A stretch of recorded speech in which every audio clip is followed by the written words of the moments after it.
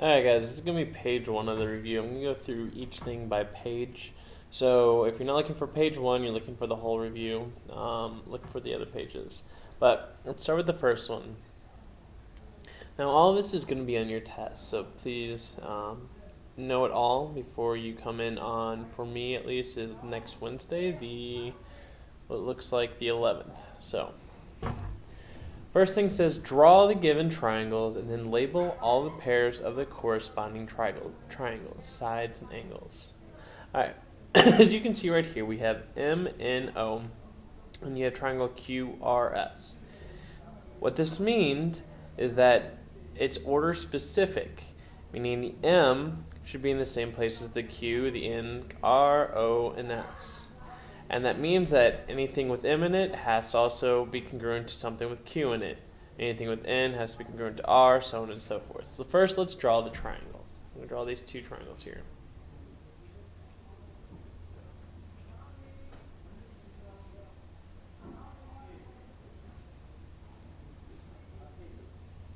I'm going to label it M, N, O,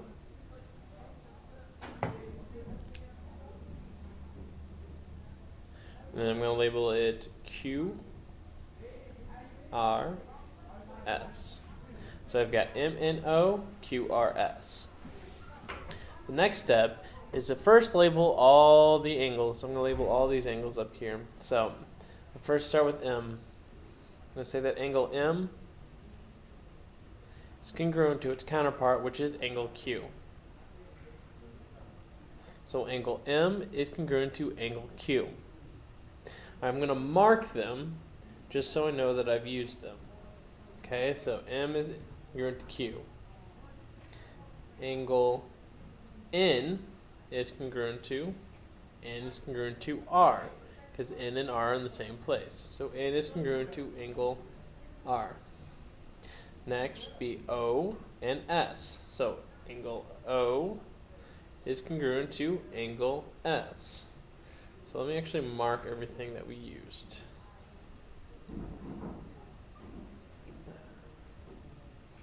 Alright, so we marked that O is congruent to, M is congruent to O, N is congruent to R, and O is congruent to S. And we've used up all our angles, so we know we need to move on to the sides. So the next thing is the sides. Let's start with MN. So I'm going to use MN. MN, alright, just like here, is the first and second letter. So we're going to go over here and look, what's the first letter? Well, this is congruent to Q, R. So we're going to say Q, R.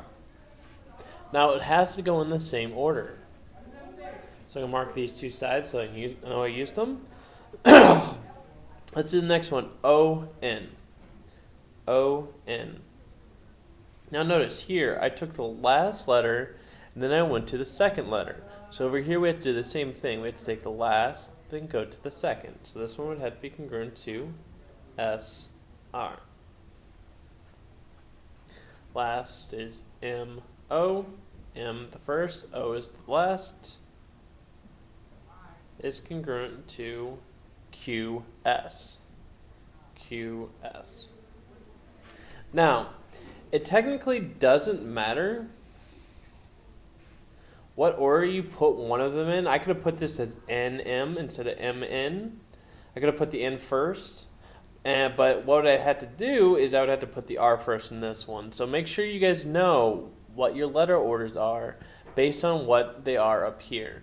So make sure if you use the first two letters and it goes M then N, it needs to go in the same way in the second one, which would be Q and R. Alright, let's do the second one.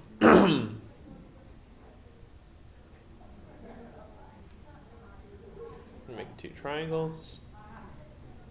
Label the first one D, E, F.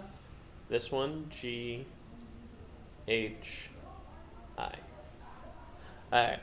So, D is the first, so we're going to say angle D is congruent to the first one, the second triangle, which is angle G. To mark them, so now we used them. Angle E is congruent to angle H. Let's mark these so we know we use these. angle F is congruent to angle I. So we use these.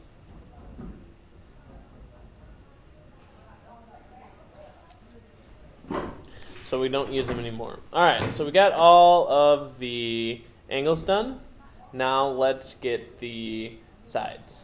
So let's go with DE. DE is congruent to GH. EF is congruent to HI. Finally, FD congruent to IG.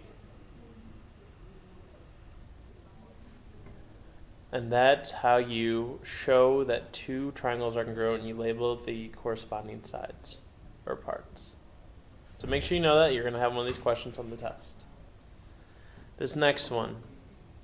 Now that we were talking about corresponding parts, alright, we're going to still talk about this. So we got U, V, W, X, Y, Z. We're saying that these two triangles are congruent. That means that U is congruent to X, V is congruent to Y, W is congruent to Z. So in this case, alright, we see U, V has a little thing right here. It's 4X minus 18. We also see that X, Y has something over here, which is 30. Now, we know that these two triangles are congruent. We know that U, V is congruent to X, Y. So since they're congruent, we can set them equal to each other. So we're going to take these two sides, we're going to set them equal to each other to solve for X. Alright, so there you got that. First step, get rid of the 18.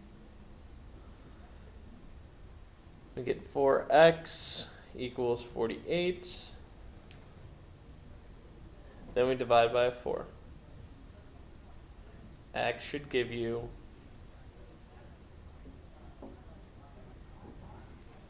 12.